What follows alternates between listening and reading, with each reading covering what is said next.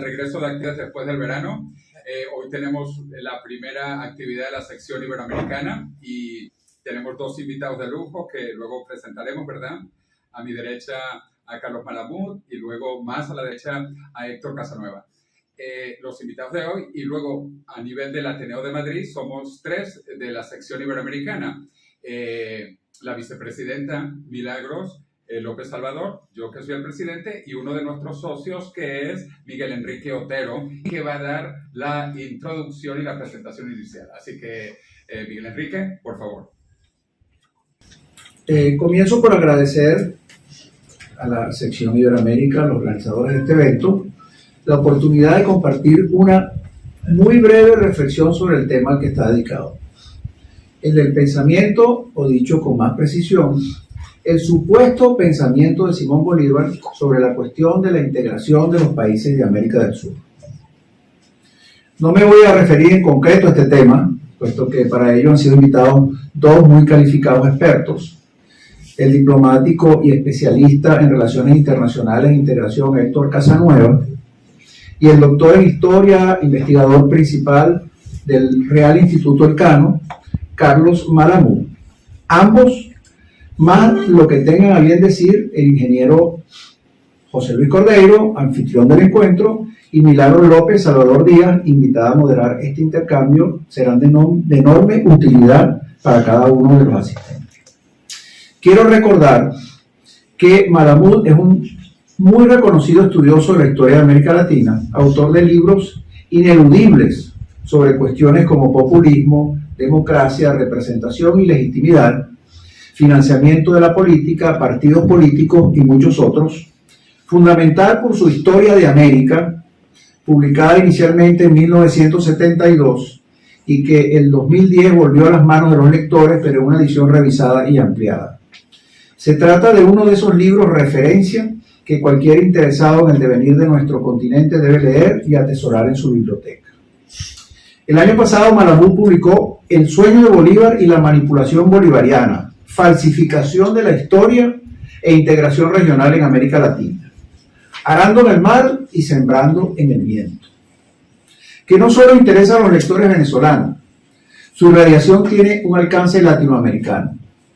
Algo más, a Malamud no solo le interesa analizar los usos distorsionados de la figura histórica con el propósito de intervenir en el debate del pasado. En su libro hay la voluntad de mirar hacia el futuro posible, una vez que las versiones interesadas de la historia de América Latina hayan sido puestas en el lugar donde deben permanecer, en la vitrina de las falsedades. El libro de Malamud bien podría ser inscrito como una pieza de enorme valor de una corriente historiográfica que por fortuna ha sido especialmente productiva en Venezuela, la que desde distintas perspectivas se ha concentrado en desmontar a Bolívar como figura mítica y así devolverlo a su condición humana e histórica. Entre muchos otros, hay que recordar el libro publicado en 1969, El culto a Bolívar de Germán Carrera Damas, el que circuló en 1982, Venezuela, Identidad y Ruptura de Ángel Bernardo Viso, el publicado en 1984, La Gran Colombia, una ilusión ilustrada, de Luis Castro Leiva, y el aparecido en el 2003, El Divino Bolívar, ensayo de una religión republicana, de Elías Pino Iturrieta. Muy recientemente ha venido a sumarse el nuevo título de José Rodríguez Iturbe, Bolívar y la gestación de la patria criolla, que estudia a Bolívar a partir de una hipótesis reveladora, que el Libertador sería el modelo instigador del caudillismo militarista, con una irradiación hacia América Latina.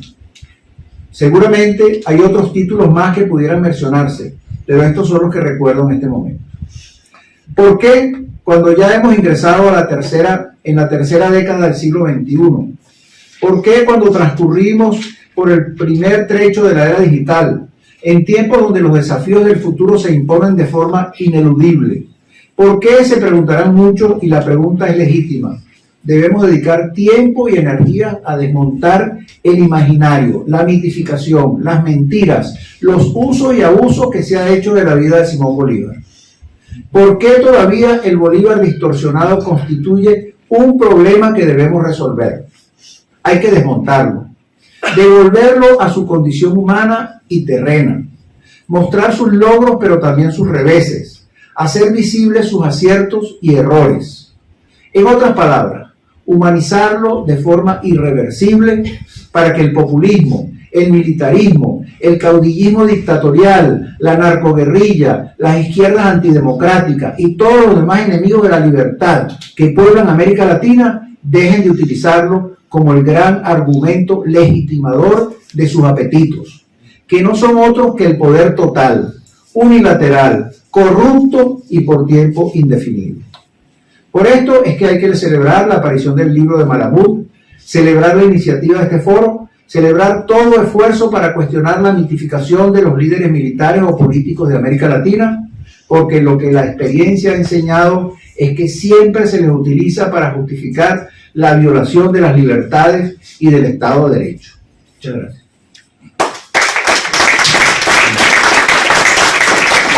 Muchísimas gracias, Miguel Enrique Otero, que de hecho ha escrito un artículo más extenso sobre esto que apareció el domingo en el diario El Nacional de Venezuela, que él es el gerente, el director del diario. Como ven, esto es la sección iberoamericana y aquí estamos de 4 países iberoamericanos. Somos españoles de ambos hemisferios. Miguel Enrique y yo hemos nacido en Venezuela, Carlos Malamud en Argentina, Héctor Casanueva en Chile y Milagros en España. Así que, pero para compensar. Claro, pero muchos igual tenemos doble nacionalidad, ¿no? Somos ya también españoles. El objetivo de verdad es desmitificar un poco la idea de Simón Bolívar. Aquí nos va a hablar Carlos Malamud de su libro. Yo incluso escribí un libro sobre la segunda muerte de Bolívar, que no tiene que ver nada con Bolívar realmente. Es un libro sobre la muerte de la moneda. Yo trabajé en el tema de dolarización, que había que quitar las monedas regionales que estaban todas con nombres de caudillos en cada país, que si Córdoba, que si Bolívar, que si Balboa, todos héroes nacionales. Pero bueno, para hablar de esto, además que les invito a todos los eventos que vamos a tener y que ponemos en la cartelera del Ateneo, y específicamente para la otra sección donde participamos, tenemos un grupo que se llama Meetup Madrid Singularity, y ahí pueden ver los eventos. Tenemos uno el próximo martes que viene sobre el futuro de las ciudades y las ciudades del futuro. También un tema fascinante. Voy a hacer una introducción más informal que formal, pero primero para comenzar, Carlos Malamud, él es catedrático emérito de Historia de América de la UNED y también es investigador principal de América Latina en el Real Instituto Elcano. Yo le conocía a él antes de venir a España. Yo tengo como 6 años viviendo en Madrid, 7 años, y él es una persona conocida porque escribe además en toda la prensa internacional. Y cuando yo vine para Madrid dije, quiero conocerle. Y entonces él estaba en la universidad, me invitó a tomarnos un café, a desayunar allá en la UNED. Y bueno, fue de verdad un placer. Luego le volví a visitar cuando fui candidato al Parlamento Europeo en el año 2019 a pedirle sus consejos. Yo tuve una campaña rápida de 2 meses para el Parlamento Europeo y tuve 7.000 votos en Madrid, que no está mal. Pero sus consejos son muy buenos y él preguntaba, ¿y esto de la política y todo esto? Súper interesante. Después además aquí tiene sus libros y tiene una experiencia y un conocimiento enorme, y por eso le publican en toda la prensa, no solo en España, sino en Iberoamérica o Latinoamérica, como decimos nosotros. Y luego va a hablar Héctor Casanueva, a quien conozco hace más tiempo, hace casi 20 años, y no por el tema latinoamericanista, le conocí en Chile, le conocí por el tema de futuro, el tema de prospectiva. De hecho, él fue de los iniciadores del Comité del Futuro en el Senado chileno, con el expresidente chileno Eduardo Frei Montalva. Y tiene una enorme experiencia. Bueno, estudió Derecho en Chile y luego estudió también aquí en Madrid. Es un currículum enorme que me dice que no quiere que lo lea, pero tiene una maestría también en las comunidades europeas en la Universidad Politécnica de Madrid. Y bueno, una experiencia impresionante. Ha trabajado para el gobierno de Chile en diferentes roles, en el Ministerio de Hacienda, en la Dirección Nacional de ProChile, que es Relaciones Exteriores de Chile.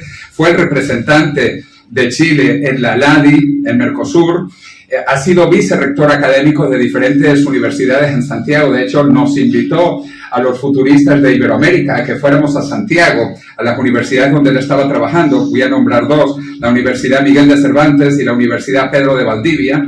También ha sido asesor internacional durante muchos años de la Universidad Central de Chile, y cuando dejó Chile se fue como también representante de Chile a Ginebra. Él estuvo de representante permanente de Chile en Ginebra frente a las Naciones Unidas y las diferentes organizaciones allá. Y bueno, ahora está en Madrid con nosotros y es el profesor y coordinador de Relaciones Internacionales en el Máster de Unión Europea y Latinoamérica de la Universidad Alcalá de Henares y es vicepresidente del Foro Académico Permanente de América Latina, Caribe y Unión Europea.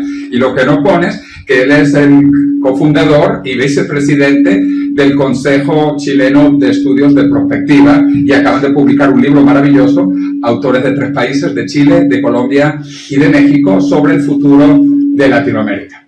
Así que bueno, yo creo que con esa introducción vamos a escuchar a estos dos grandes maestros y yo le invito a Milagros, Miguel Enrique y yo mismo nos vamos a sentar para verles tranquilamente. De frente, claro. Cada uno tiene aproximadamente 20 minutos, 30 minutos y luego Milagros va a dirigir la sección de preguntas y respuestas desde acá. Así que vamos a darle la palabra y un aplauso a Carlos Malamud y Héctor Casamora.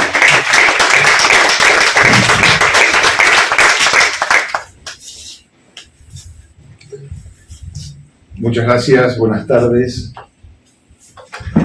La verdad que es un verdadero placer volver a estar aquí en la sección de Iberoamérica del Ateneo después de tanto tiempo, sobre todo habiendo mediado entre ambas intervenciones, las 2 últimas intervenciones, una pequeña pandemia que tuvimos que sufrir durante algún poco tiempo. Y agradecer profundamente tanto a Miguel Enrique como a José Luis sus palabras introductorias sumamente laudatorias y afectuosas. Yo me voy a referir básicamente a cuestiones vinculadas con la integración regional y el sueño bolivariano, o lo que se plantea o se presenta como el sueño bolivariano. Y como bien decían tanto Miguel Enrique como José Luis, es producto de un libro que publiqué el año pasado que se llama precisamente El sueño de Bolívar y la manipulación bolivariana, falsificación de la historia e integración regional en América Latina. Este libro surge de lo que fue mi discurso de ingreso en la Academia de la Historia en Argentina como académico correspondiente. Y de alguna manera lo que intenta es desmontar un tópico muy frecuente que nos presenta a Simón Bolívar como el gran precursor de la integración latinoamericana. Y en relación con esta imagen, con esta figura del gran precursor de la integración latinoamericana, gira un concepto repetido una y otra vez que es el de la patria grande. La patria grande es la gran América versus las patrias chicas, que son los países individuales, mezquinos, egoístas, que atentan contra la unidad continental.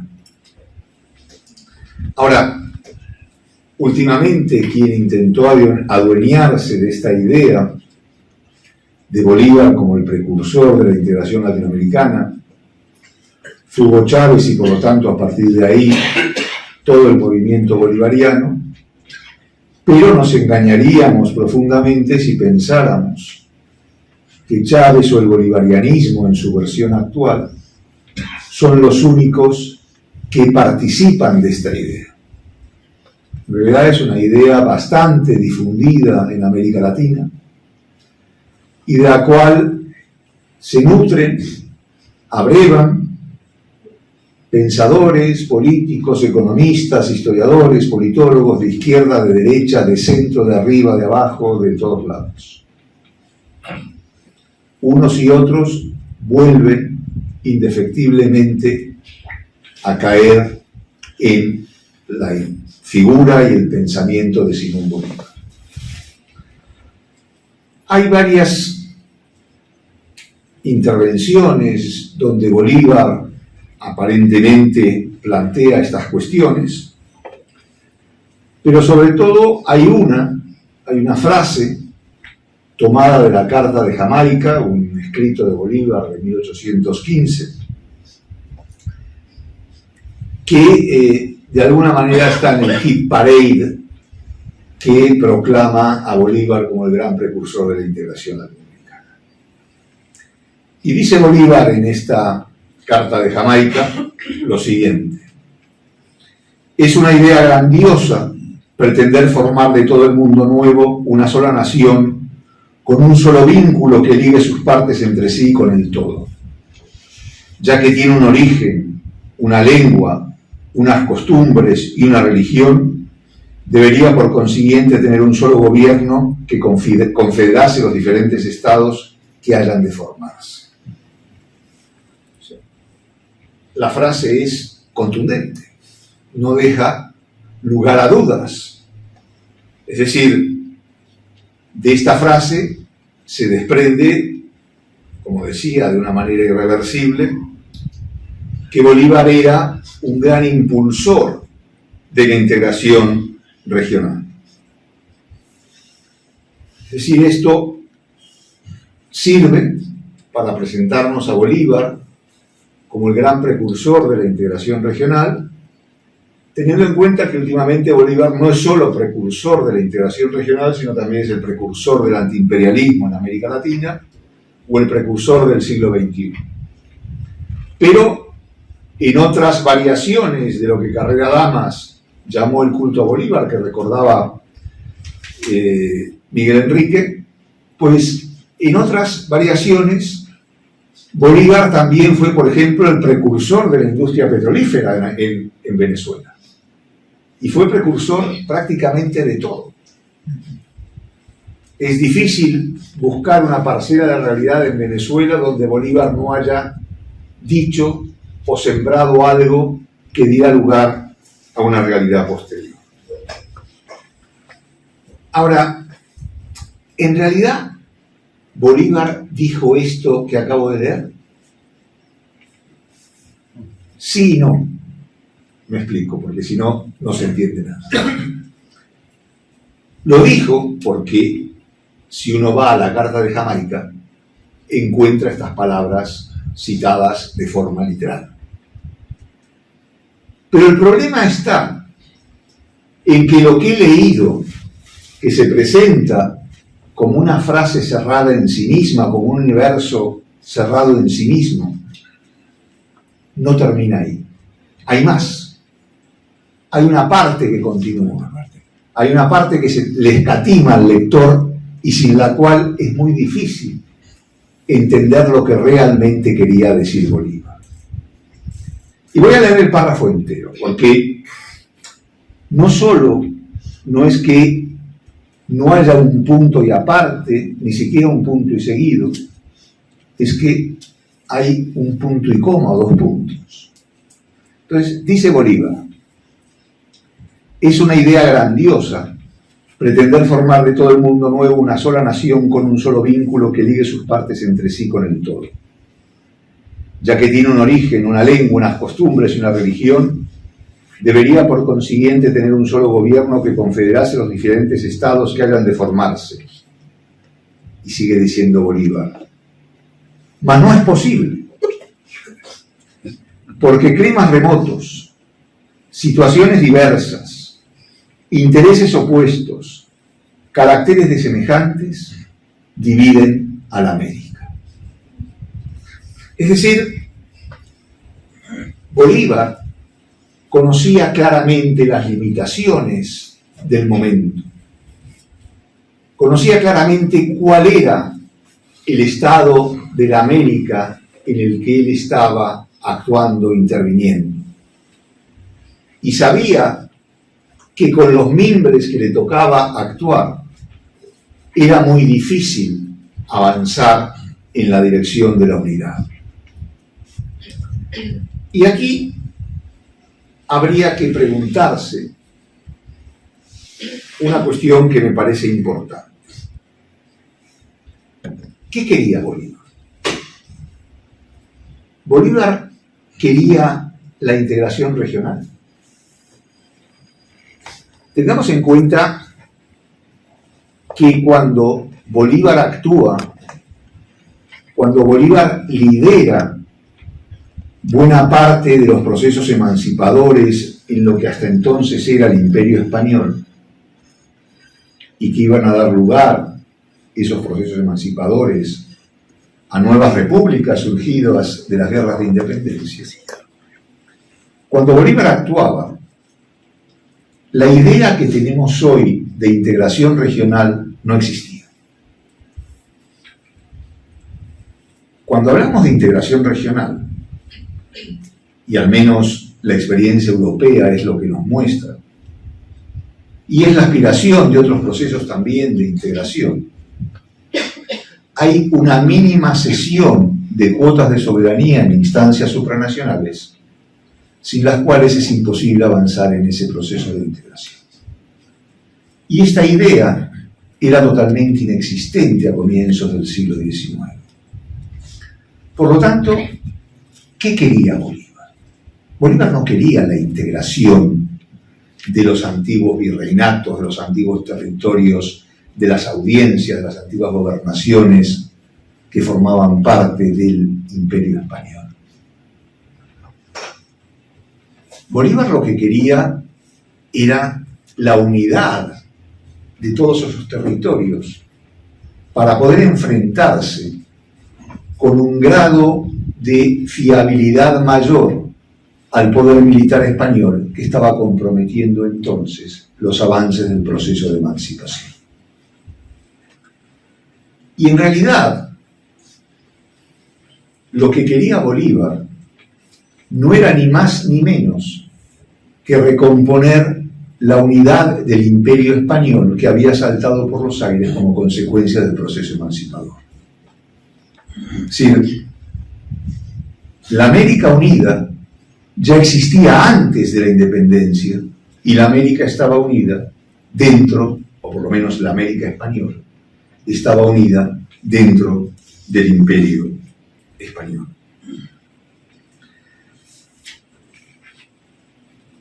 Por lo tanto, hablemos ahora de integración regional. Si hubiera que elegir una sola palabra para caracterizar el estado actual de la integración regional en América Latina, yo utilizaría una que me parece bastante gráfica y es crisis. Es decir, la integración regional en este momento pasa por una aguda crisis. América Latina hoy es una región totalmente fragmentada, no dividida en dos bloques antagónicos, sino fragmentada en muchas partes diferentes. Si uno mira a eso que se llama la izquierda, encuentra gobiernos tan disímiles como el de Boric y el de Daniel Ortega y Rosario Murillo,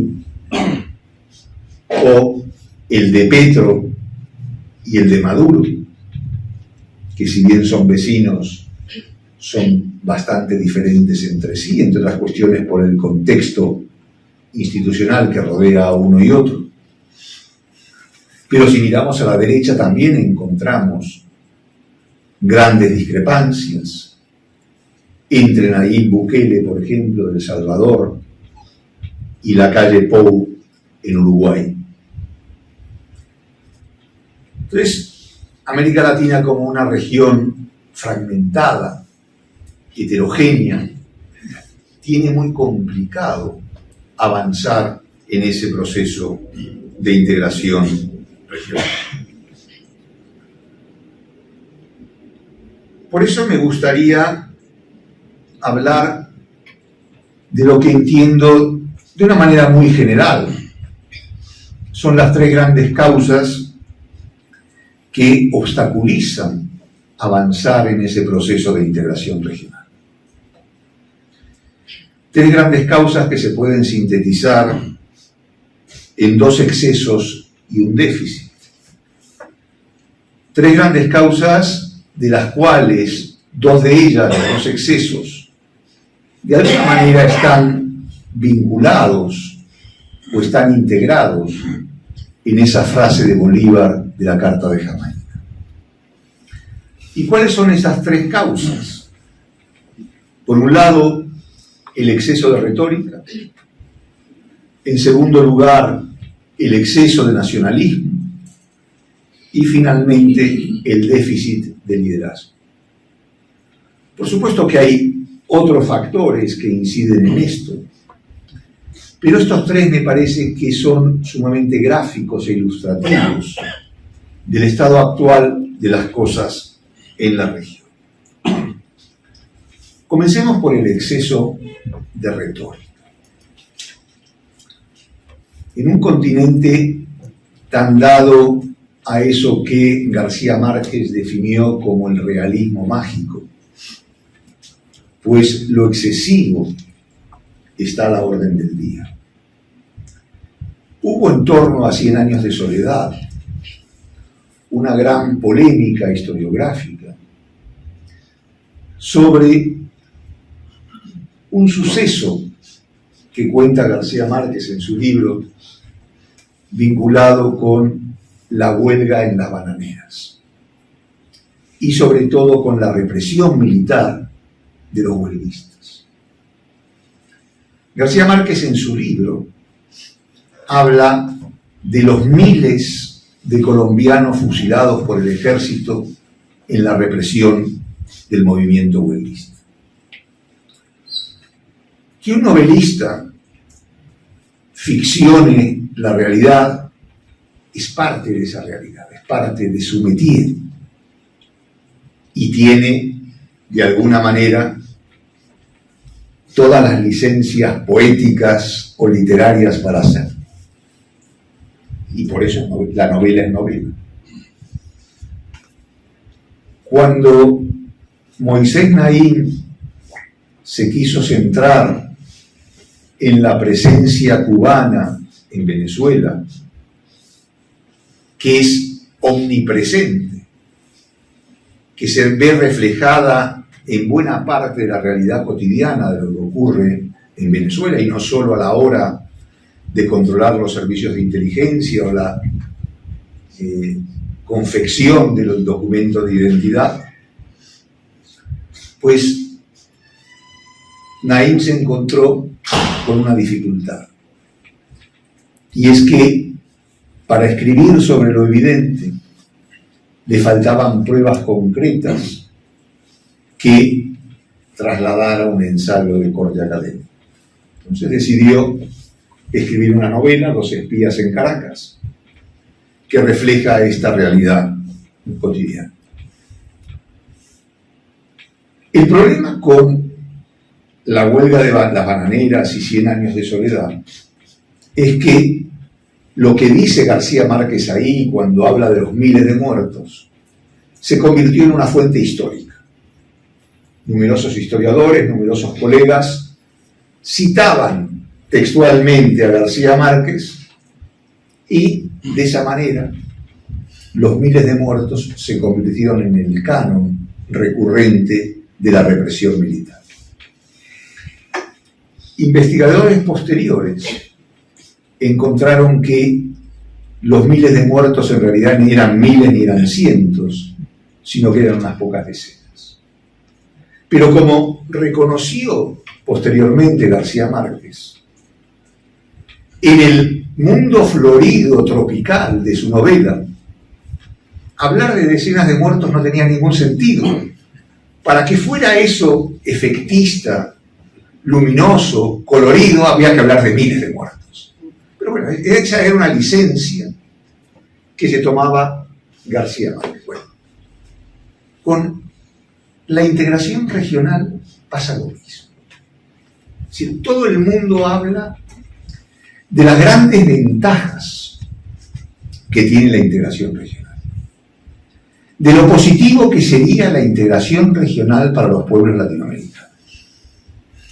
Y sin embargo, los avances concretos en la materia son realmente limitados.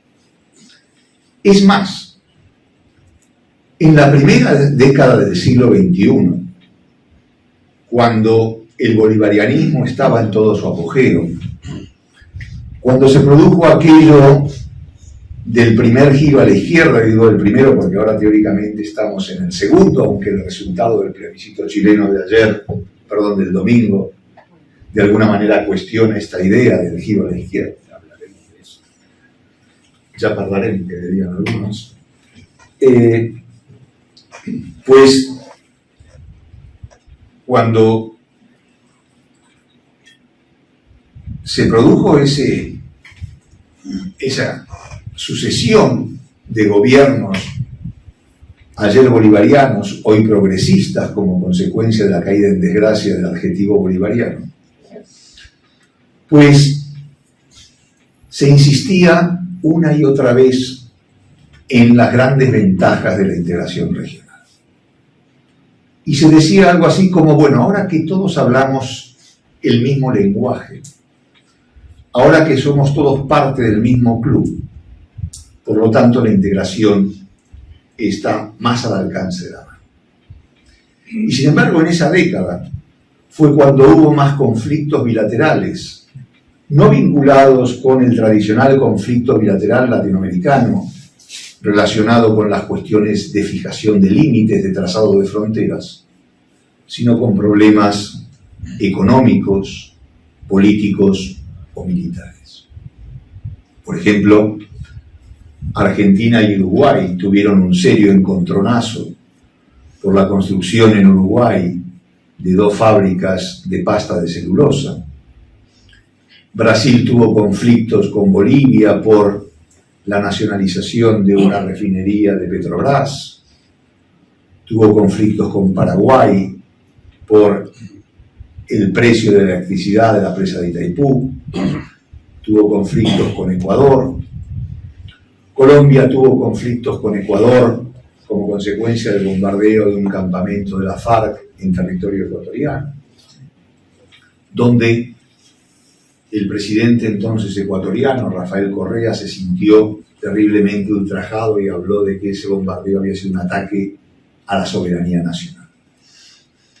Esto es algo muy vinculado con la retórica, porque en América Latina, cuando se habla de soberanía, no se habla de soberanía popular, no se habla de soberanía ciudadana, se habla de soberanía territorial. La soberanía nacional es el territorio, la patria es el territorio. El ciudadano cuenta menos o no cuenta directamente. Entonces, esta idea de la retórica es la que lleva a una conclusión muy sencilla. Y esta conclusión es: si América Latina no se ha integrado, si América Latina no se integra es porque no la deja. ¿Y quién no la deja integrarse? Pues el imperialismo yanqui, los Estados Unidos, la Unión Europea, España. Es decir, esta idea del divide y vencerás. Si América Latina está más fragmentada, está más dividida, está más balcanizada, que es el adjetivo que se utiliza, es más fácil explotar. Es más fácil robar las riquezas naturales, las riquezas producidas en América. Y esta idea de la retórica está muy vinculada con los sistemas políticos existentes en América Latina, es decir, con los presidencialismos fuertes, y sobre todo con una idea que es la diplomacia presidencial. Los presidentes en muchos países son prácticamente omnipotentes y confían mucho más en su olfato, en su saber hacer, que a veces es su saber no hacer, pero confían mucho más en ello que en el consejo de los expertos, de los diplomáticos, de los que saben. Desde el punto de vista de esta retórica, lo que encontramos en América Latina es una permanente huida hacia adelante en el proceso de integración regional. Cuando una institución creada demuestra su inutilidad No se acaba con ella porque este tipo de instituciones no mueren nunca, siguen subsistiendo como zombies, pero se crea otra. Y el problema es que esto y esta idea de la integración con un fuerte sesgo ideológico, es decir, nos integramos y somos iguales y hablamos el mismo idioma, no es solo patrimonio de la izquierda, la derecha hace lo mismo. El Prosur, construido en su día por Sebastián Piñera e Iván Duque, era lo mismo, mutatis mutandi, que el ALBA. Por supuesto tenía otros objetivos, pero las premisas sobre las cuales se construía, es decir, solo vamos a avanzar en la integración si hablamos el mismo idioma, eran las mismas. A mí no me gusta mucho comparar la integración europea con la latinoamericana porque son muy diferentes y entre otras cosas provocan melancolía. Pero hay que señalar que uno de los periodos más fecundos de la integración europea fue cuando estaban Helmut Kohl y François Mitterrand, Margaret Thatcher y Felipe González. Es decir, que se podía buscar una síntesis entre pensamiento político e ideologías disímiles. Y esto es algo que no entra en la cabeza de los políticos latinoamericanos. Es imposible llegar a acuerdos desde esa perspectiva. Un dato vinculado con esa superabundancia de instituciones vinculadas con la integración regional en América Latina, a tal punto que se suele hablar de sopa de letras, es decir, si uno empieza a enumerar todas las instituciones relacionadas con la integración regional, deben pasar los 30. Nunca me tomé la tarea de cuantificarlas, pero una cantidad de entre 30 y 50 no sería descabellada. Yo creo que podríamos llegar a una cifra de esa índole.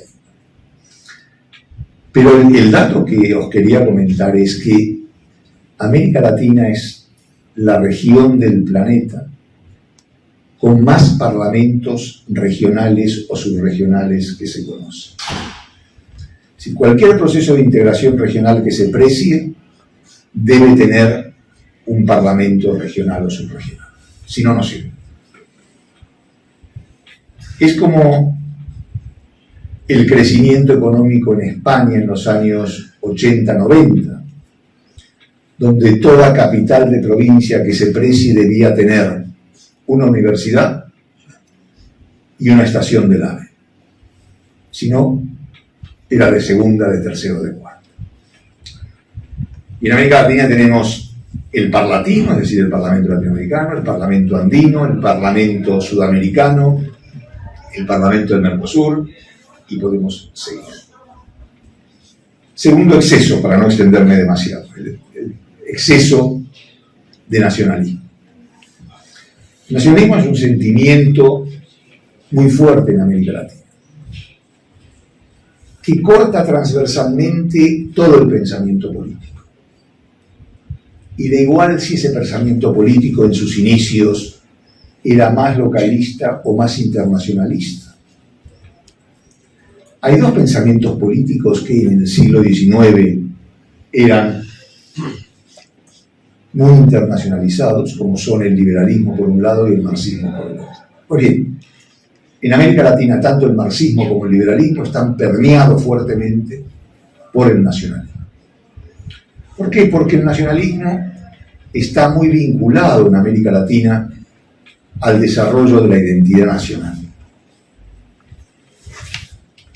El surgimiento de las nuevas repúblicas, el surgimiento de la identidad nacional, el surgimiento del nacionalismo son fenómenos paralelos.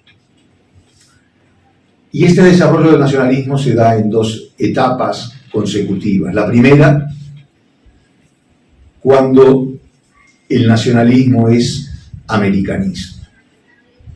Hasta la independencia, todos los que vivían en la América española eran americanos españoles. Los americanos españoles que se diferenciaban de los españoles europeos.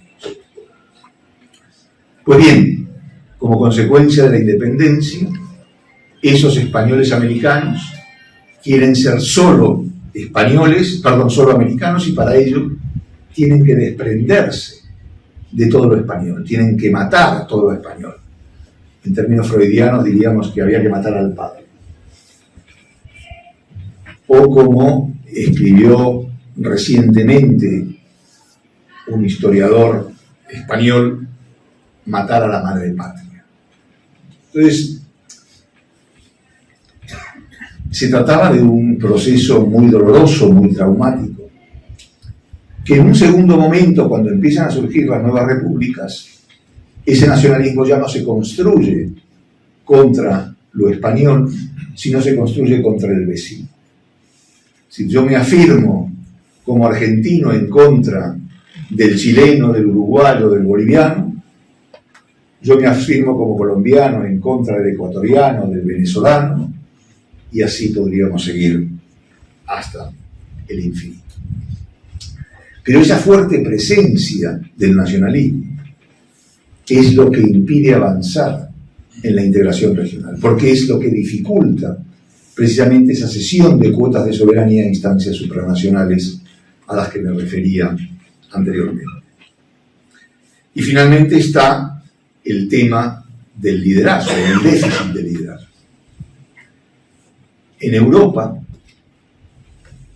el eje franco-alemán, pese a todas sus dificultades, jugó un papel importante en el proceso de integración europea. Las dos grandes potencias regionales, que son México y Brasil, tienen grandes dificultades para convertirse en líderes regionales. Políticas por un lado, económicas por el otro, porque ninguno quiere asumir los costes de liderazgo, que son muchos. Pero también porque los dos países están seriamente enfrentados entre sí.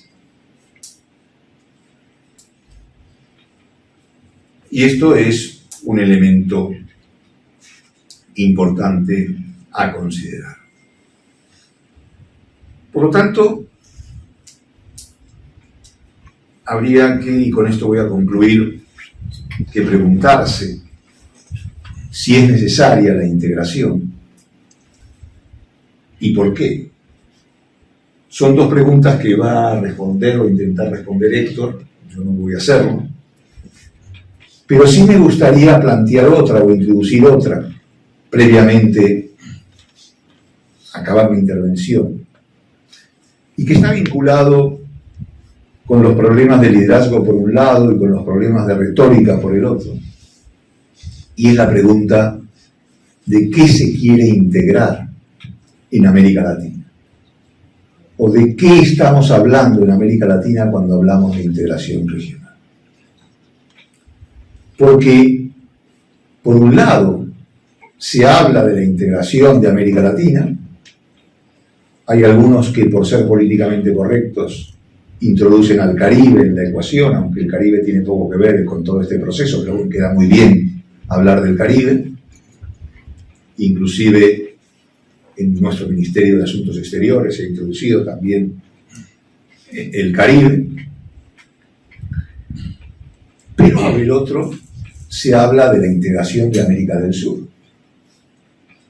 Inclusive en una época, para utilizar el concepto francés, cohabitaron UNASUR, la Unión de Naciones del Sur, es decir, el proyecto de integración sudamericano, con la CELAC, la Comunidad de Estados Latinoamericanos y Caribeños. Claro. Esto en algún momento de haber proseguido, bueno, finalmente no prosiguió porque UNASUR entró en una profunda crisis terminal, hubiera tenido que estallar en profundas contradicciones, porque se integra América Latina o se integra América del Sur. ¿Qué es lo que ocurre? Que si se integra América Latina, México y América Central están dentro, y si solo se integra América del Sur, México se queda fuera, que de alguna manera es el gran sueño brasileño, o al menos de parte de los brasileños. Pero bueno, eso es lo que hay, así es como estamos, y por eso la palabra que prefería utilizar, o que prefiero utilizar, para describir el estado de la integración regional, es la de crisis. Esto es todo tuyo.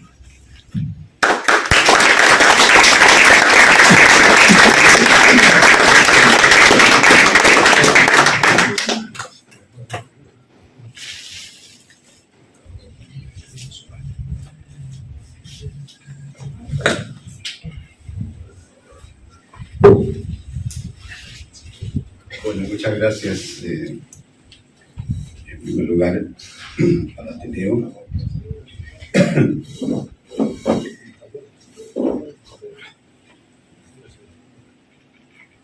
A José Luis, presidente de la sección iberoamericana, a Milagros, a Miguel y por cierto a Carlos y todos quienes han organizado esta tarde, este coloquio, esta conversación. En primer lugar, entonces, mis agradecimientos a la institución. En segundo lugar, decir que yo estoy prácticamente, casi me atrevo a decir que no voy a decir un 100%, pero casi en un 99% de acuerdo con lo que Carlos Malamud nos ha presentado en su intervención. No puedo estar más de acuerdo con lo que él nos ha planteado, porque efectivamente es una muy buena, creo yo, no solo radiografía, sino que es una especie de escáner de lo que es nuestra región latinoamericana, que él ha puesto en palabras ahora esta tarde. Y yo primero, antes de entrar bueno, voy a modificar un poco lo que tenía pensado decir, pero voy a entrar también en lo que me ha dicho Carlos y lo que me ha pedido también José Luis, que es hablar un poco del futuro. Sin duda, tal como el cuadro que nos describe Carlos, no hay mucho espacio para el optimismo, la verdad, puesto que esta crisis que él ha graficado muy bien con estos 13 o estos 12 déficit estos 12 excesos y este déficit reflejan claramente dónde está la gran dificultad por la que atraviesan nuestros países. Porque esa crisis y esos 12 excesos y ese déficit que él menciona para la región tienen plena vigencia dentro de cada uno de nuestros países. Y estamos viviendo esa misma situación. Con matices, con más o menos profundidad, pero sin duda corresponde. Carlos nos dice que hay una crisis, que hay una fragmentación. Yo agregaría que justamente eso es lo que hace también que no exista un modelo común de desarrollo y consecuentemente un modelo común de inserción internacional. Y al no existir un modelo común de desarrollo y no existir, por lo tanto, un modelo común de inserción internacional, no es posible hablar de integración, por lo menos en estos momentos. Hablar sí, porque en retórica efectivamente sí, hablar de integración sí. La integración es una buena palabra y siempre lo ha sido en la región y lo sigue siendo. El punto está en cómo hacer esa integración. En fin, vamos a ver. Y Carlos nos dice que 2 excesos y un déficit. Primer exceso, la retórica. Yo creo, francamente, que este exceso es muy difícil de cambiar. Y creo que no va a cambiar, porque tiene que ver con la idiosincrasia, tiene que ver con la forma que nos hemos constituido en los distintos países como una cultura que tiene matices, que tiene diferencias, pero hay algo que nos define y es justamente esto, y no en vano, la mayor cantidad de premios Nobel que tenemos en la región son de literatura, de poesía, de novela, y muy buenos premios Nobel, y tenemos grandes escritores que no han ganado el Nobel, pero que han ganado el premio Cervantes, que se venden en todo el mundo sus, ¿no? En fin, estoy pensando en este momento en Isabel Allende, pero hay muchos más. Entonces yo creo que este exceso que es la retórica no se puede cambiar, pero sí tal vez se puede reconducir en función de un determinado objetivo, en este caso el objetivo de la integración. Yo creo que la integración es necesaria, voy a decir ahora por qué. Creo que es inevitable, tarde o temprano. Incluso creo que la proliferación de organismos de integración que se han ido creando desde que empezamos con este tema en el año 48 del siglo pasado, a instancias de Prebisch y la CEPAL y todo el movimiento integracionista que comenzó a prosperar, la cantidad de organizaciones que se han creado revelan justamente ese anhelo, esa por un lado, inteligencia e intuición, especialmente de algunos líderes en algunas épocas, sobre todo en los años 60, por ejemplo, de que era necesaria la integración porque lo que venía en el mundo, la globalización que ya se anunciaba, iba a hacer necesario integrarse. Hay que ver cómo, hay que ver qué significa integrarse, qué podemos integrar, etc. Pero yo sigo creyendo y creo que la integración es necesaria, es inevitable, entre otras cosas porque la región, hay algunas cifras que se pueden dar, a mí no me gusta mucho dar muchas cifras, ni estos datos que se pueden encontrar fácilmente también en la web, ¿no? Pero si uno ve todas las cifras de tamaño de la economía latinoamericana en general, aún incluso con los gigantes que tenemos de Brasil y México, no somos más del 6% de la economía mundial, del producto mundial, 6-7%. Es lo mismo del comercio internacional. Entonces uno empieza a ver esas cosas versus los grandes conglomerados que se están creando en el Asia, el último, el RCEP de China, que genera el mercado integrado más grande del mundo claramente, ¿no? O los megamercados o las mega concentraciones de mercado que se han ido creando por las cadenas de valor, etc. América Latina está completamente fuera de eso. Pero que esté fuera tiene consecuencias. Y las consecuencias son la colonización productiva o la colonización financiera, una nueva colonización en la época de la globalización 2.0, la colonización digital, etc. Por eso mismo es necesario generar y hacer un esfuerzo regional, ya veremos algunas ideas sobre eso, un esfuerzo regional por fortalecer el conjunto para poder competir, pero también para poder cooperar con estos grandes megamercados o estos grandes conglomerados que se van configurando aceleradamente. De tal manera que retórica no se puede cambiar, somos lo que somos, pero sí creo que se podría reconducir, ya voy a decir cómo, el nacionalismo. prácticamente pienso lo mismo con respecto a eso.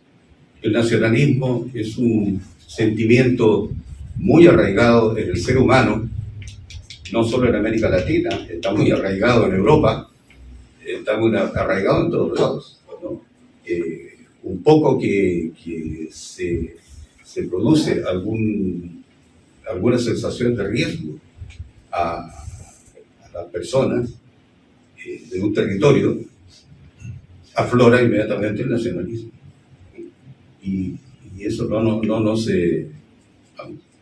no tapemos el sol con un dedo, porque efectivamente el nacionalismo es una realidad. Y nuevamente, creo que sí se puede reconducir, porque una cosa es nacionalismo, otra cosa es chauvinismo. Una cosa es el nacionalismo y otra cosa es exacerbar el nacionalismo ya por otros intereses. Y la falta de liderazgo, creo que eso es lo más complicado de las tres cosas que nos ha señalado Carlos. La falta de liderazgo es evidente, y si en algún momento tuvimos un liderazgo fuerte en pro de la integración, como digo, que se visualizaba esta globalización que venía produciéndose y que nos iba a afectar como región, estoy recordando a Frei Montalva, a Caldera, en fin, grandes líderes que teníamos en la región, en Colombia, en Chile, en Venezuela, Ecuador, Argentina, etc. Es lo más complicado ahora porque efectivamente no tenemos un liderazgo o algunos liderazgos convergentes fuertes en la región, sino más bien tenemos liderazgos localizados y divergentes o enfrentados soterradamente en algunos casos. Lo que atenta además contra la posibilidad de que algunos, por lo menos algunos, de los líderes políticos de algunos de los países latinoamericanos tomen la bandera de una nueva integración, una integración 2.0 también, una integración del siglo XXI, lo que atenta contra ello son las crisis internas. Argentina tiene la presidencia hoy del CELAC, por ejemplo, pero no se nota esa presidencia porque está sumida en su propia crisis recurrente y por lo tanto no hay espacio político de su líder y de sus líderes para ocuparse de la región y de buscar convergencia con otros líderes.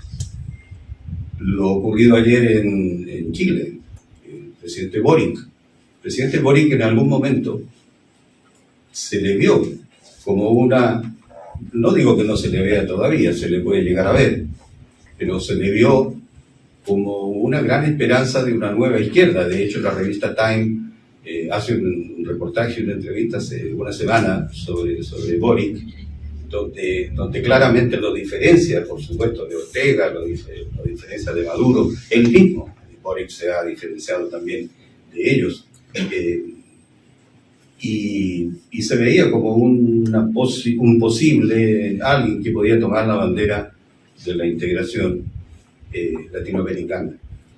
Sin embargo, con lo sucedido ayer, el plebiscito que da ese resultado tan contundente en contra del nuevo texto constitucional presentado por la Convención, y que obviamente está asociado en el imaginario, pero también en la realidad política del país, al gobierno de Boric, ahora le va a exigir ocuparse de un nuevo proceso que viene a continuación, que es ver cómo se maneja políticamente la situación creada por este plebiscito tan contundente, que significa, por un lado, que hay que seguir respetando el plebiscito anterior, en que prácticamente el 80% de los electores votaron a favor de una nueva constitución.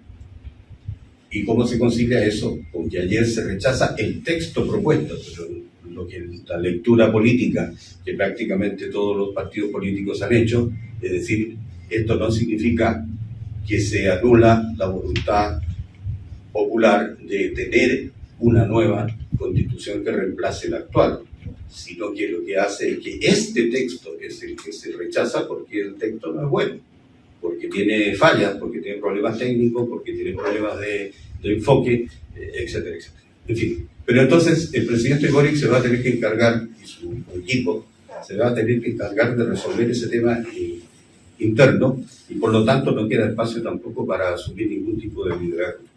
Luego vemos Perú, por ejemplo, la misma situación de incertidumbre y de inestabilidad política, etcétera, etcétera. Colombia no sabemos muy bien, porque se está inaugurando el gobierno, con muchas esperanzas con respecto a lo que es el núcleo central del conflicto colombiano de toda la vida, que es la paz, ¿no? Y vamos a ver, pero también eso requiere entonces una atención muy preferente o casi exclusiva de parte del presidente. Y, en fin, así vamos viendo que liderazgos no vamos a encontrar, por lo menos de ese tipo de liderazgo que tuvimos en algún momento y que conducían hacia la idea de una integración latinoamericana sólida, fuerte. Ahora bien, como decía, la integración es, voy a dar una definición muy simple de lo que es, porque nos ayuda, yo creo, a entender qué es posible y cómo abordarla, ¿no? Basado en la experiencia europea, que es la experiencia más exitosa de integración. La integración es un proceso político, en primer lugar, con una base económica centrado en la cooperación. Eso es la integración.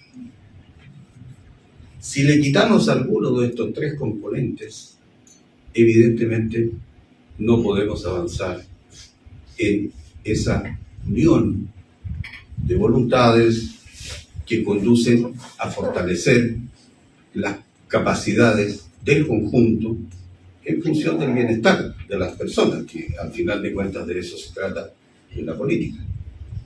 De eso se trata la economía. La economía, el origen de la economía es la economía doméstica, es la economía de la casa. De eso se trata la economía. Y la cooperación es porque las cosas se tienen que hacer en conjunto. Nadie lo puede hacer solo.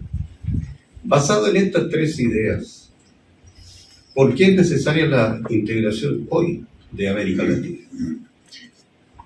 Tres razones tal vez, o más. Y con eso creo que voy a dejar.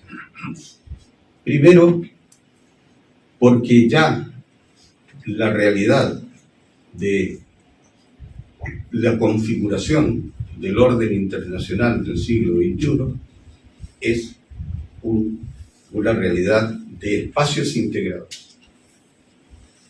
En el Asia, en Europa, en Norteamérica, incluso, si queremos, pensando en cadenas de valor, incluso hablar de Norteamérica no es solo Estados Unidos y Canadá, ya podría uno pensar también que de alguna manera Centroamérica o el Caribe, en fin, en este nuevo diseño de las megafactorías de las que se habla, esos son espacios integrados. Y América Latina no lo es. Es el único espacio, porque incluso el África está dando pasos importantes en su integración a través del mercado del sur, pero también ahora la expansión hacia otros países de África, en fin, con un fuerte apoyo europeo y de algunos países europeos en particular. Si no hay integración de los países de América Latina para poder competir e insertarse y crear sus cadenas de valor e insertarse y conectarse con las otras cadenas de valor, lo que espera a la región es más desigualdad, más pobreza, más convulsión social, menos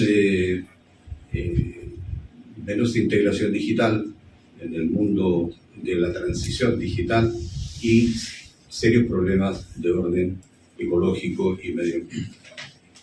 Esa constatación es la que creo yo que puede empujar hacia un proceso de integración de la región. ¿Cómo? Segunda cuestión. La integración basada precisamente en esa retórica bolivariana falseada, tal como nos ha señalado Carlos. No estamos hablando de eso. Tampoco estamos hablando de una integración como la integración europea. Ese es un proceso único que se dio en un momento histórico sobre la base de determinadas situaciones que se habían producido aquí y donde hubo la claridad de unos líderes de decir, mire, aquí lo que tenemos que hacer es saber cuál es el objetivo fundamental, un objetivo político, preservar la paz, que nunca más haya guerra, y esa paz se basa en el desarrollo económico, y ese desarrollo económico se consigue con la cooperación. Esa lucidez, que también la han tenido los líderes que nos han precedido en América Latina, sin embargo no ha sido debidamente implementada. No estamos hablando entonces de crear una Unión Europea, como en algún momento se pensó también, ¿no? De alguna manera, cuando se creó el Mercosur, incluso se menciona un poco el embrión entre la Asociación de Argentina y Brasil, para ir creando, en fin, Brasil en los años 2000, la época de Lula, también pensó en una mercosurización de América Latina, pero pensando en un modelo europeo. En fin, ese diseño, incluso las uniones aduaneras como la del Mercosur, que se dice que es una unión aduanera imperfecta, porque está perforada y que no se respeta realmente del todo, o la de, en fin, de la Comunidad Andina, etcétera, tampoco hoy son un instrumento para la integración. ¿Qué corresponde hacer en la región sobre la base de lo que hoy está ocurriendo en el mundo, en esta regionalización o nueva regionalización del mundo? Pero son regionalizaciones abiertas, conectadas. Es ir a procesos de integración sectorial. Energía, integración digital, minería,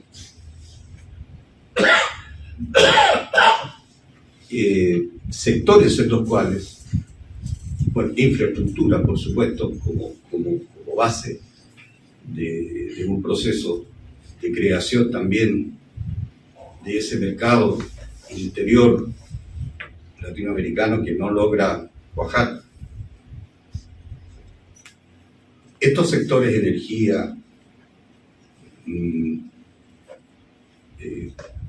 fin, sectores que hoy son punteros, como el tema del litio, el tema del hidrógeno verde, etcétera. Son sectores en los cuales la región o determinados países de la región tienen muchas ventajas, incluso ventajas competitivas o comparativas con el resto del mundo y que el mundo necesita. El triángulo del litio, por ejemplo, Argentina, Chile, Bolivia, es una base para una integración sectorial a la cual otros países podrían ir sumándose de manera progresiva. Lo mismo pasa con el hidrógeno verde. Hay países de América Latina, Chile entre ellos, claro, que tiene ventajas para la producción de hidrógeno verde y para exportar hidrógeno verde, que es el combustible no contaminante al cual se está apuntando en los países desarrollados también. La transición ambiental o ecológica en Europa se basa, entre otras cosas, en energías no convencionales y de hecho energías limpias, no contaminantes. Ahí hay un foco también de el agua. El acuífero Guaraní, por ejemplo, es uno de los acuíferos más importantes del mundo, que está mal cuidado, pero que es una reserva de agua dulce gigantesca, que abarca prácticamente todo el territorio del Mercosur, al cual algunos países podrían asociarse para generar. Se creó hace muchos años el protocolo del acuífero Guaraní para preservar para cuidar el acuífero, que es aprovechado además intensamente, sobre todo por Brasil. En fin, no me voy a extender, pero yo creo que en la mente de todos están distintos sectores que se pueden integrar. Y finalmente diría que no es necesario, para ir a una integración sectorial, dinámica, yo diría fácil de articular.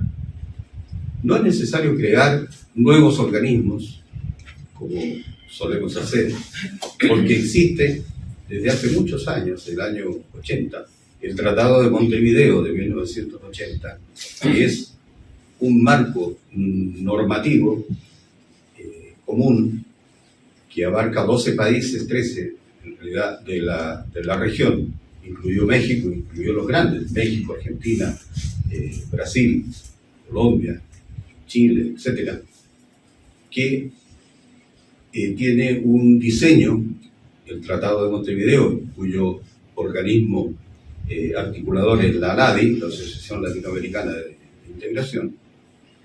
Es un tratado, yo diría pionero, es un tratado que además, aún hecho en el año 80, miraba al futuro, porque el tratado lo que permite es ir mediante un bilateralismo convergente, ir generando un espacio de integración. Actualmente la LADI y el Tratado de Montevideo cubre más o menos el 90% de todo el comercio regional y de todas las exportaciones regionales. Pero eso no es suficiente. Hay que agregar, como digo, la infraestructura, distintos sectores, integración digital, integración física, etcétera. Pero existe este instrumento, no hay que crear otro. En el marco del Tratado de Montevideo se pueden hacer todos estos protocolos sectoriales. O sea, realmente es muy sencillo si existe una voluntad política y una claridad política. Por último, aquí en este proceso de integración no es suficiente con lo que puedan hacer líderes políticos muy ocupados internamente.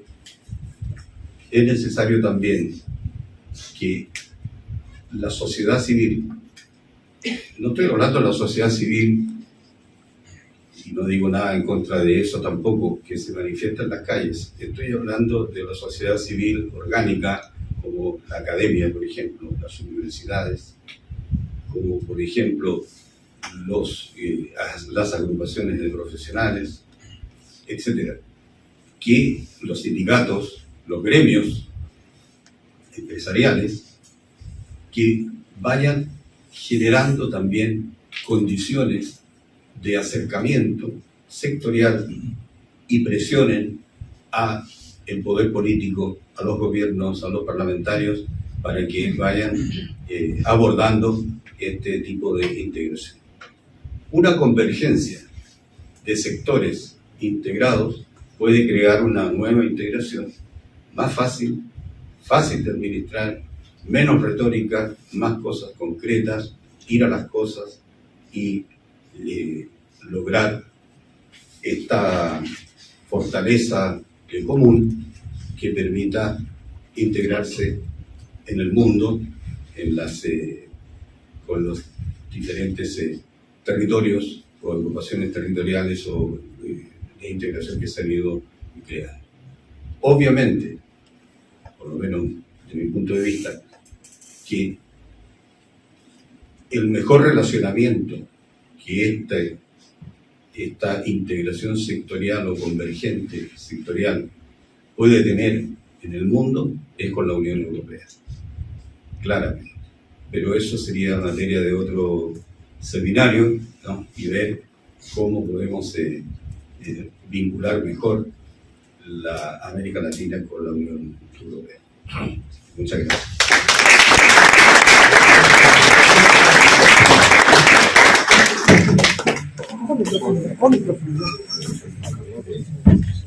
Vale. Listo.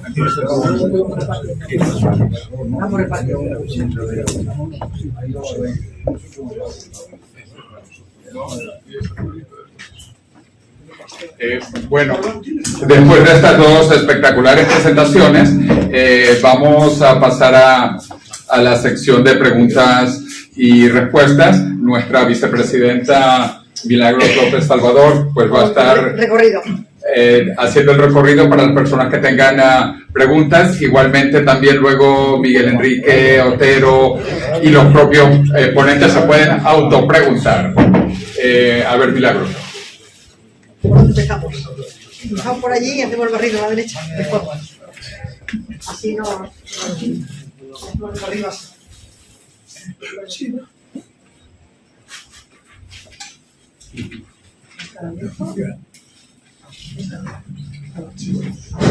Sí, buenas noches y muchas gracias por las magníficas presentaciones.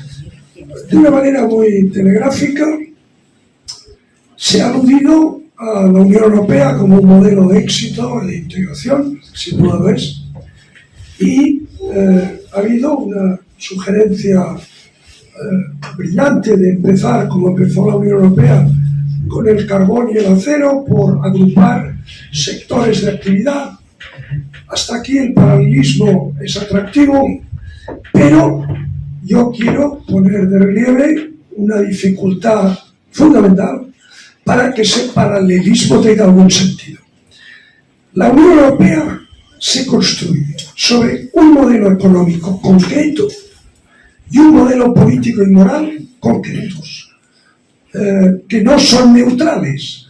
Es decir, el modelo político es el modelo de la democracia liberal, separación de poderes, imperio de la ley, democracia limpia, y el modelo económico es un modelo de libre empresa, libre comercio, libertad de circulación de bienes, capitales, servicios y personas, y un modelo moral en el sentido de que hay unos principios básicos, la dignidad de la persona humana, los derechos fundamentales.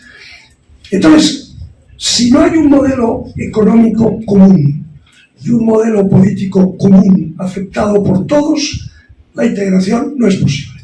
Y desde mi punto de vista y lo que yo veo hoy en América Latina, o mejor dicho, Iberoamérica, que es un tema que aquí nos gusta más, ¿no? Creo que ni es posible hoy tener un modelo político común, ni un modelo económico común, ni un modelo, digamos, ético o moral común. Yo creo que esta es una dificultad fundamental que mientras no se resuelva, pues el empezar por los sectores de actividad, como empezó la Unión Europea con el carbón y el acero, me parece que todo lo que vino después, hoy en América Latina, yo no lo veo factible.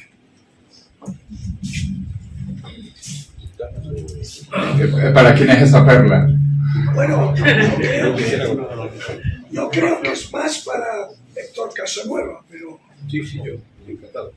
Pero vamos, ningún veto a Carlos para que diga lo que quiere. Yo creo que sí, yo creo que es muy importante lo que usted ha planteado y estoy completamente de acuerdo con usted. Es decir, no basta con integrar sectores económicos o sectores productivos, sino que también tiene que haber ciertos principios comunes que van a apuntalar y solventar la integración. Pero también quisiera señalar que en el caso de Europa no olvidemos que cuando comenzó la integración europea había países que no eran democráticos, que no tenían accountability, etcétera, pero el proceso comenzó. Y justamente el hecho de que haya comenzado este proceso integrando las democracias, algunas más perfectas, otras menos, pero integrando democracias, fue suficientemente atractivo en su avance como para que luego España, Grecia, Portugal, que eran países que no respondían a los parámetros, ¿verdad? Y eso mismo ha ido ocurriendo con los países del este.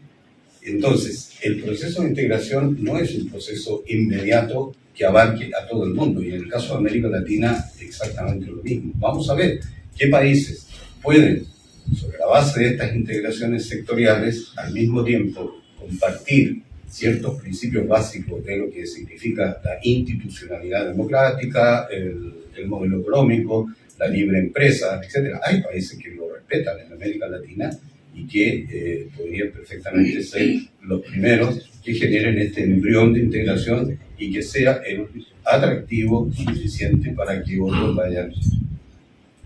Gracias. Pues ánimo y suerte. Segunda pregunta. Y enhorabuena también a los dos ponentes. Mi pregunta va dirigida al catedrático. Él ha enumerado 3 causas que considera imprescindibles para explicar la situación actual: 2 excesos y un déficit. Yo me atrevería a comentar también, seguramente están incluidos en estos 3 puntos, lo que sería la falta de instituciones fuertes. Hace unos años yo leí un libro que se llama ¿Por qué fracasan los países? Y la tesis fundamental de ese libro era que los países fuertes en el mundo son aquellos que tienen instituciones fuertes. De hecho, el libro comenzaba comparando un pueblo límite con la frontera de Estados Unidos y comparaba y decía que hace 200 años México tenía una economía y un poderío muchísimo más fuerte que Estados Unidos. Sin embargo, 200 años después comparaba, no recuerdo las cifras, pero un abismo en renta per cápita entre una población de México y la población limítrofe de Estados Unidos. Yo, por razones personales, he podido visitar bastantes países de América Latina y, por ejemplo, una institución que yo he conocido era la Administración Tributaria Aduanera. Y me daba pena porque había países donde cuando cambiaba el gobierno cambiaban todos los funcionarios. Así es imposible tener una institución fuerte. Seguramente se podría añadir pues, una seguridad social, es decir, los países, si uno se analiza, funcionan en base a que tienen unas cuantas instituciones fuertes, que son las que sirven de base y sirven de contrapeso a esa visión que muy bien ha definido el catedrático y Héctor, una visión presidencialista en todos los países de América Latina. Es decir, tienen tanta fuerza y no tienen esos contrapesos a través de estas instituciones fuertes. Gracias. La verdad que hay, digamos, por supuesto que las instituciones siempre son no solo necesarias, sino claves en cualquier proceso de construcción del Estado, de macroestados o de procesos interestatales. Ahora bien, la obra que usted se refiere, probablemente de Acemoglu y Robinson, Exactamente. tiene una aproximación nacional, no regional. Es decir, esa solidez institucional es necesaria para la construcción de los estados. Aquí estamos hablando de algo más. Y no es solamente que los estados que latinoamericanos partan como parte con un déficit institucional, sino que aparte tienen un problema vinculado con ese exceso de nacionalismo al que me refería antes, que es lo que impide construir instancias supranacionales. Si las instituciones necesarias para la construcción del Estado tienen una naturaleza determinada, las instituciones necesarias para avanzar en la integración tienen otra naturaleza distinta. Y de esas, por motivos que vinculados con la naturaleza de su historia, de su estudio, Robinson y Acemoglu no se centran en ello. Bueno, por mi parte también agradecer a ambos ponentes por sus presentaciones, que yo particularmente comparto todo lo que han señalado. Quería preguntar sobre un aspecto quizás pequeño, pero siento que se habla de él bastante poco, como por ejemplo los libros de texto escolares en toda la región. Yo siento que somos 19 países que tenemos todos una retórica desde la escuela, desde muy chicos se nos enseña que somos países hermanos, pero hermanos, pero después no nos vemos, no nos conocemos.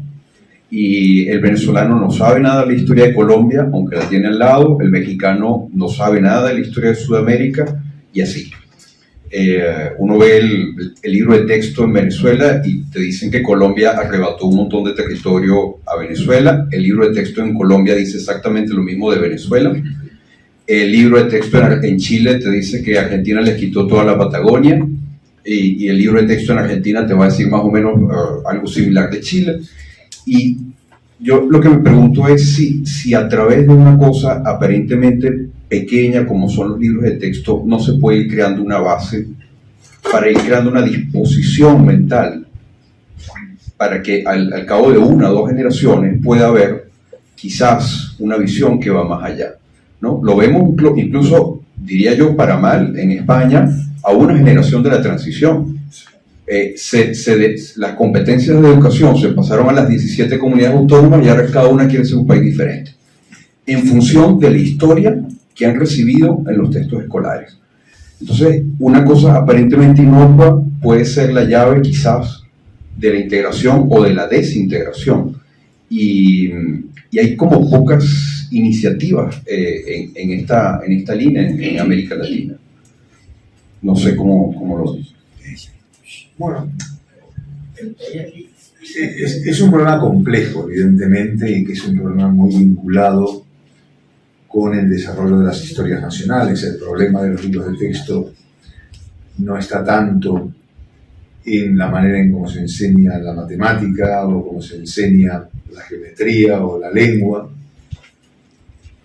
pero sí está en cómo se enseña la historia y la geografía, básicamente. Son las piedras de toque de esto que usted está señalando con bastante precisión. Pero claro, en España, como vemos, es imposible armonizar una historia común. En Europa también. Es decir, el peso de la historia, de las guerras, de los nacionalismos, está ahí. Avanzar en una sola historia europea es complicado.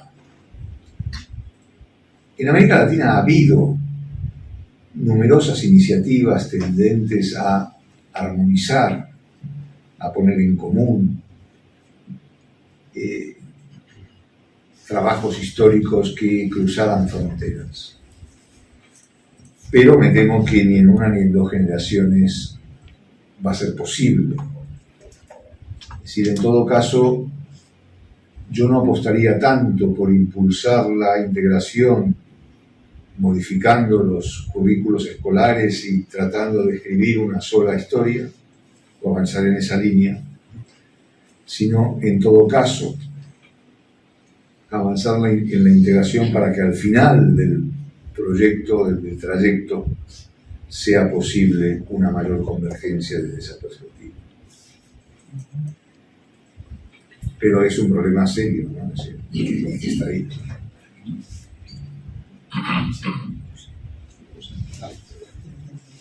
Sí, yo creo que es un punto, efectivamente, como dice Carlos, también es un punto muy importante, muy difícil, además, de armonizar.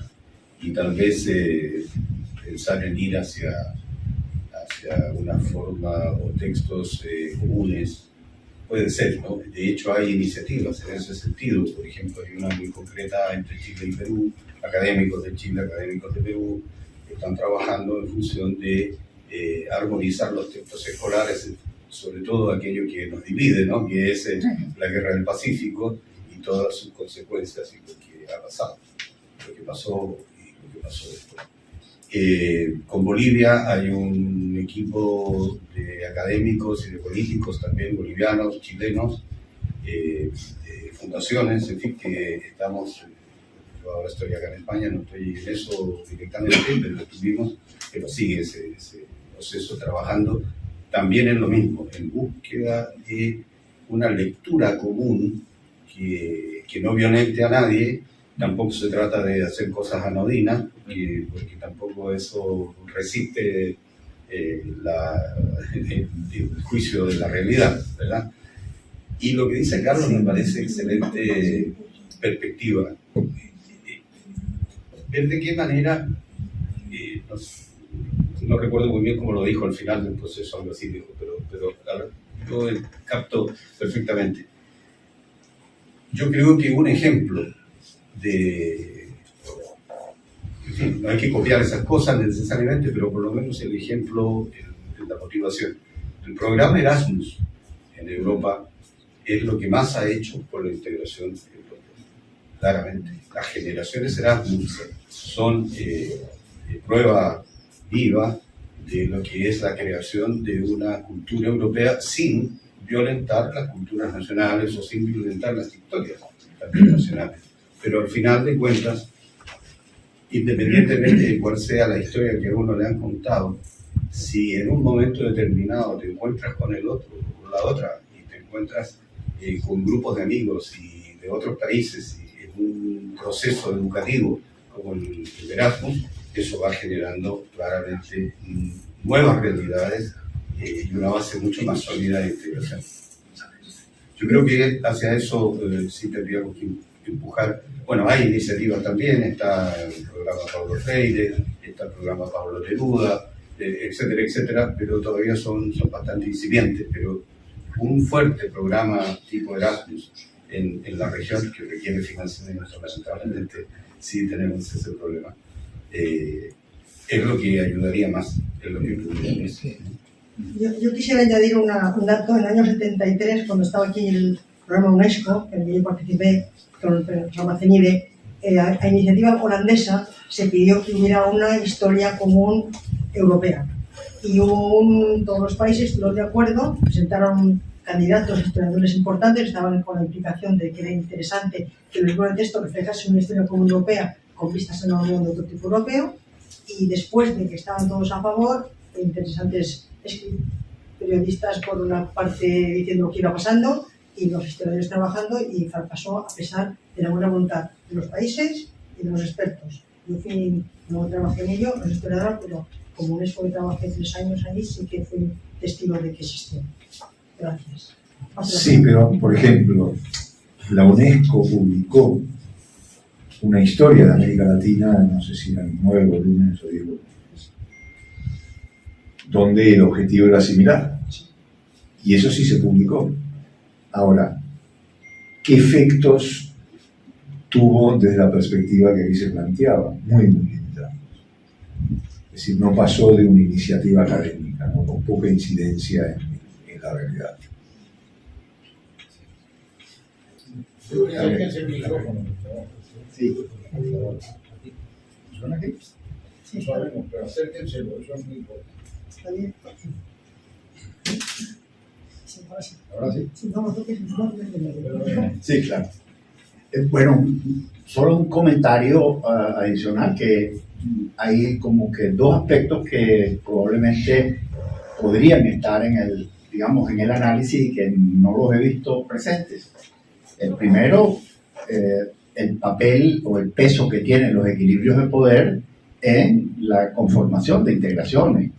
Sin duda alguna que desde la integración europea fue posible precisamente por la experiencia de la guerra y por la búsqueda de un esquema de paz. Y eso mueve conciencia y mueve voluntad.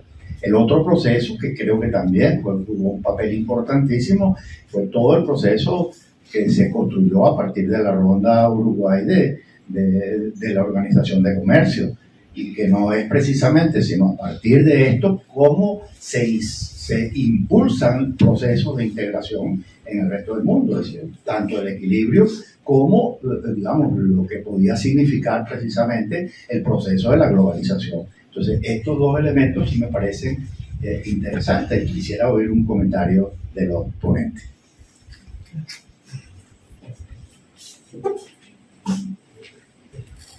Sin duda que ambos factores que usted menciona son importantes. Generalmente se suele decir en América Latina que como nosotros no hemos tenido una guerra mundial o dos guerras mundiales como la tuvo Europa, por eso no tenemos tampoco el incentivo que tuvo Europa para integrarse. Eso requiere muchas matizaciones, que no vamos a ahondar en esto, pero si uno quisiera pensar que hoy hay un elemento, un factor que es casi como una guerra regional, ha sido la pandemia y los efectos de la pandemia en la región, devastadores. 40 millones más de pobres ingresando en fin, de personas ingresando a los márgenes, a las estadísticas de pobreza, miles de empleos perdidos, miles de pequeñas y medianas empresas, en fin, ha sido devastador, ha sido casi como una guerra. Solo que como no hay bombas, como no hay edificios que se destruyen, no parece que no fuera así. Entonces, ese factor que quien lo ha cogido muy bien ha sido la CEPAL, y lo ha puesto en estadísticas muy concretas y además con propuestas muy concretas que ha hecho la CEPAL estos años y recientemente también. Esos hechos constituyen un factor también adicional que me olvidé de mencionar, que podría ser un incentivo para ir hacia el proceso de integración que necesitamos.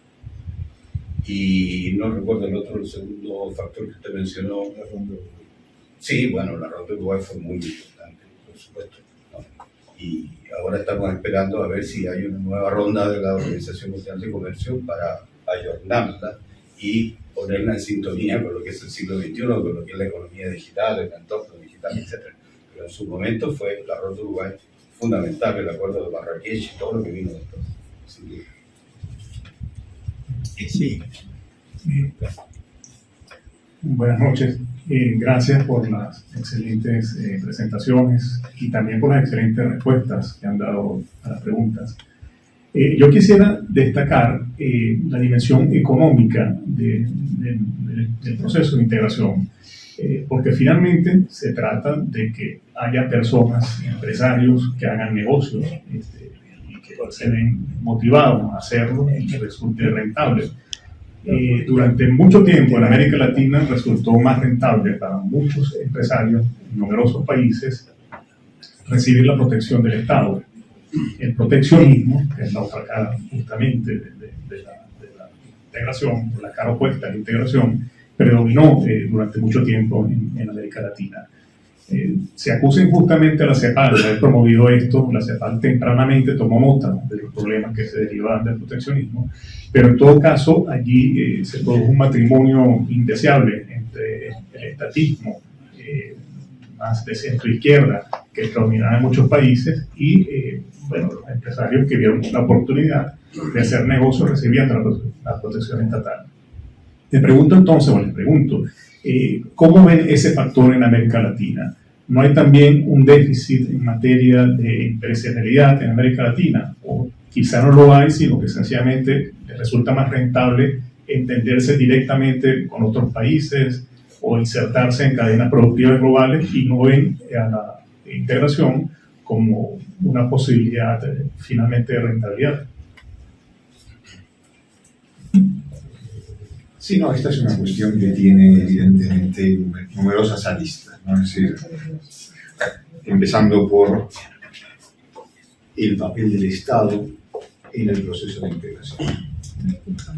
Y teniendo en cuenta también otro elemento adicional, y es que el proceso de integración latinoamericano, que es prácticamente tan viejo como la integración europea, sin embargo, no es un proceso lineal, y es un proceso que tiene muchos golpes de péndulo, que oscila de un extremo al otro.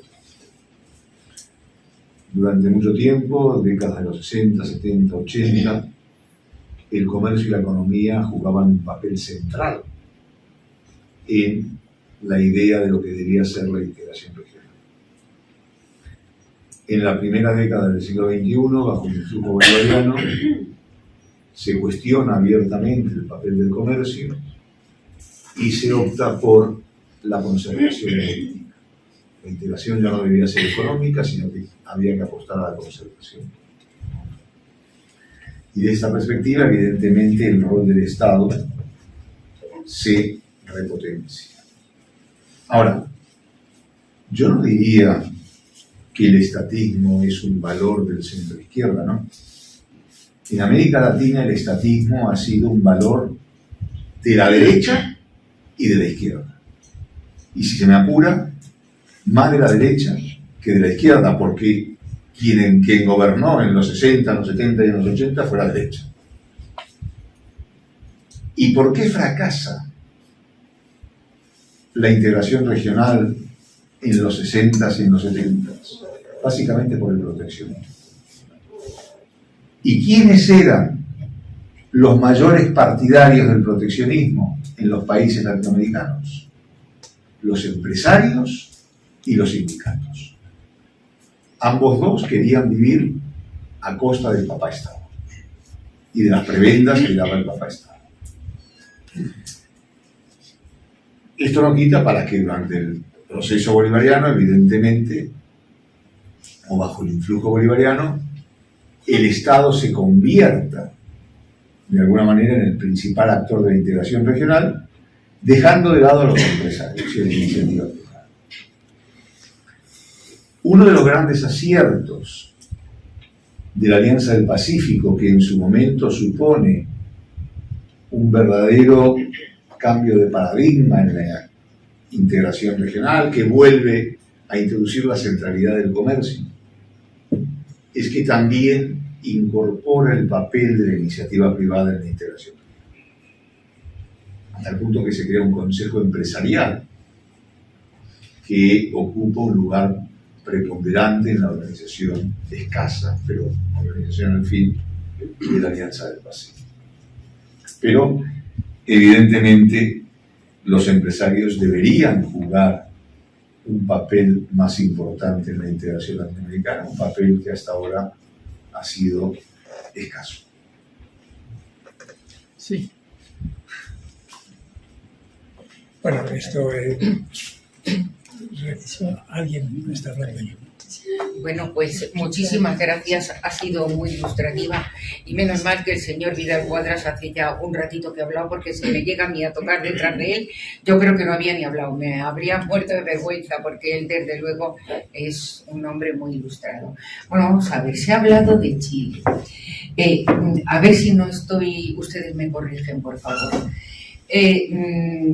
Antes de estar este señor, este presidente, había uno con el cual Chile subió mucho, ¿no? Alcanzó unos niveles muy importantes, sanitarios, educativos, y este señor se viene abajo porque de golpe y porrazo sube de forma ridícula los transportes. Y si yo no estoy mal informada, empiezan allí a aparecer lacitos por todos los lados. Yo ahí parece como que estaba la mano de Soros. Entonces ahora se le mete a Chile se quiere meter a Chile otra constitución. Probablemente, yo pregunto, ¿esa constitución será una constitución muy ampulosa donde el gobierno se va a ver obligado a pedir permanentemente créditos y esos créditos van a ir en contra de las clases más bajas y encima se le va a obligar a Chile, como ya se está obligando a toda América Latina, a que la ONU les dicte una serie de normas como son, por ejemplo, matrimonios homosexuales, etcétera, etcétera.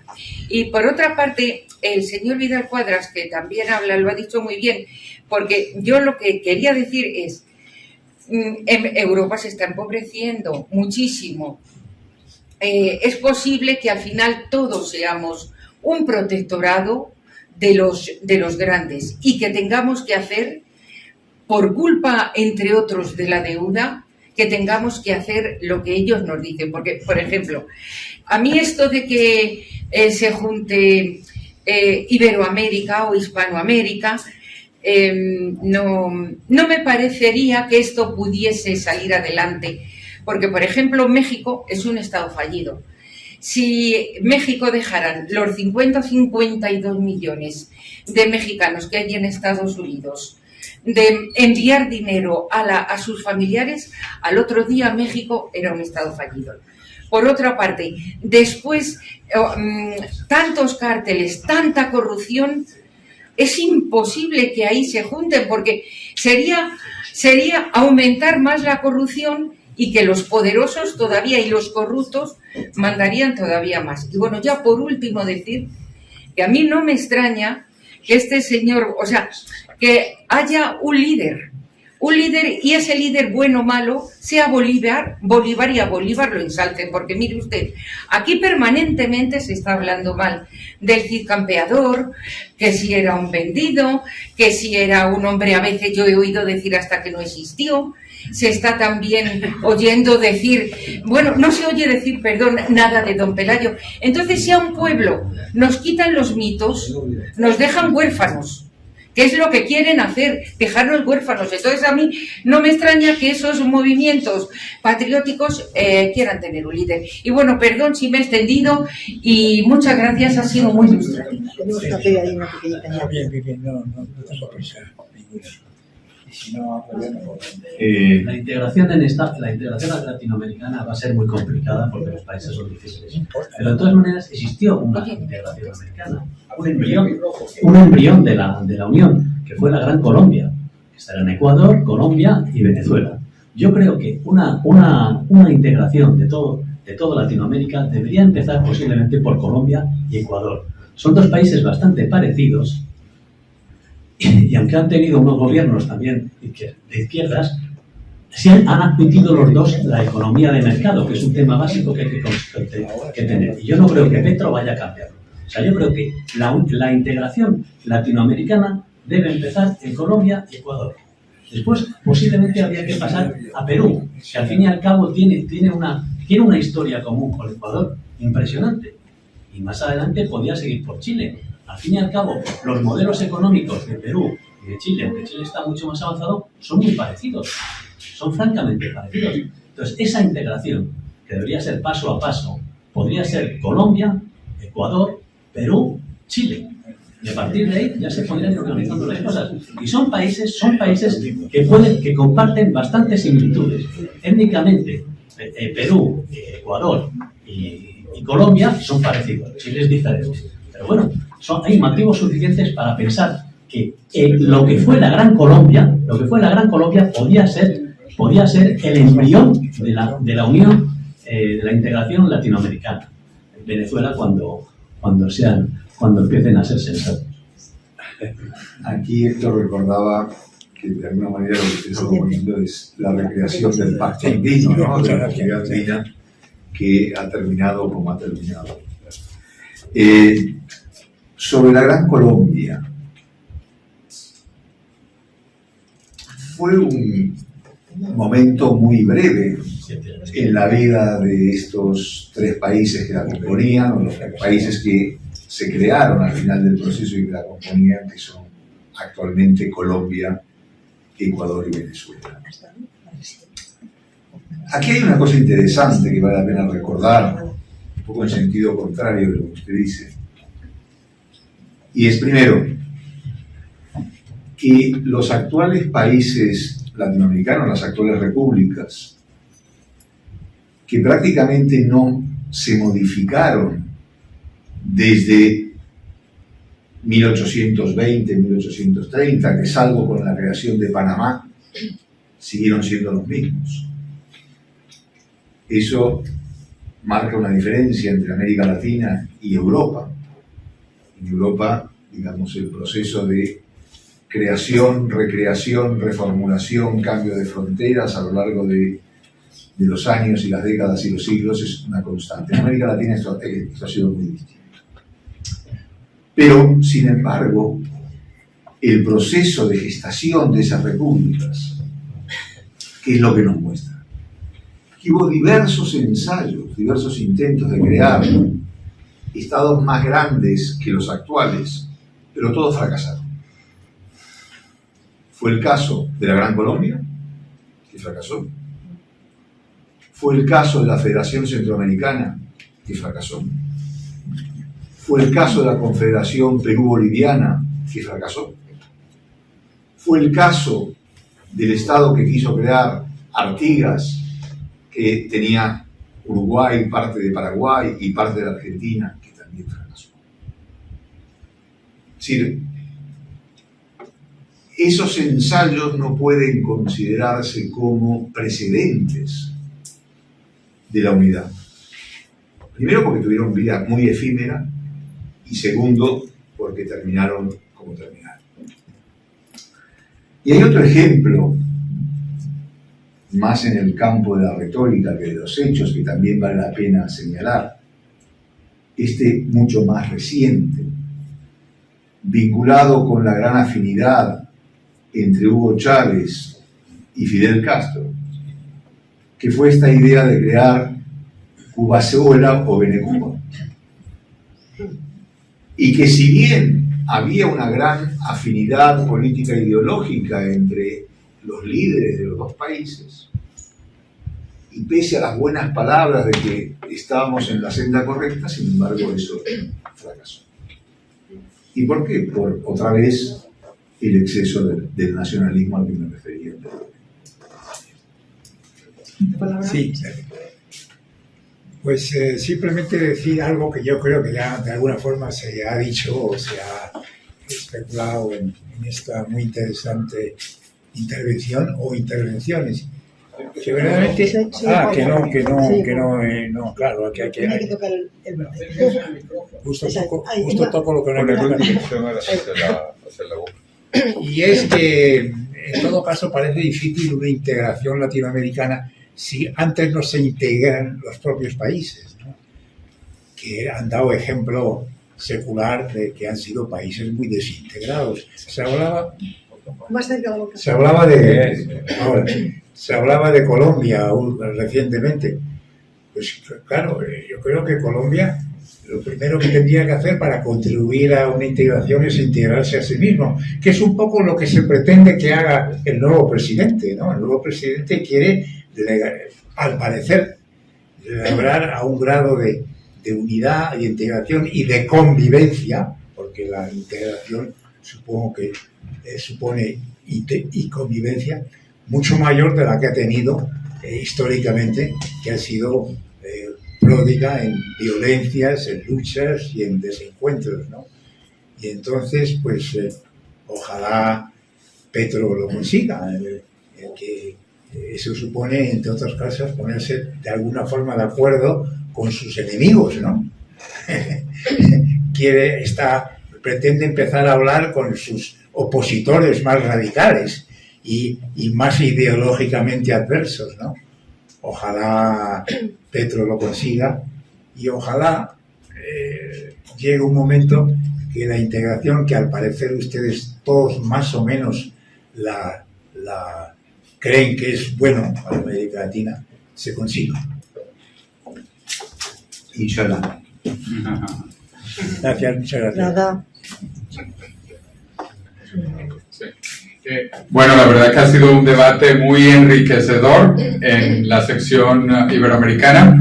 Estamos muy complacidos de este primer evento del inicio del año académico y les invitamos a las próximas actividades. Justo el martes que viene tenemos una fascinante sobre el futuro de las ciudades y las ciudades del futuro.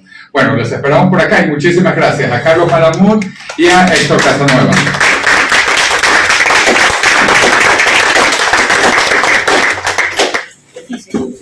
Y bueno, y a Milagros y a Miguel Enrique Otero.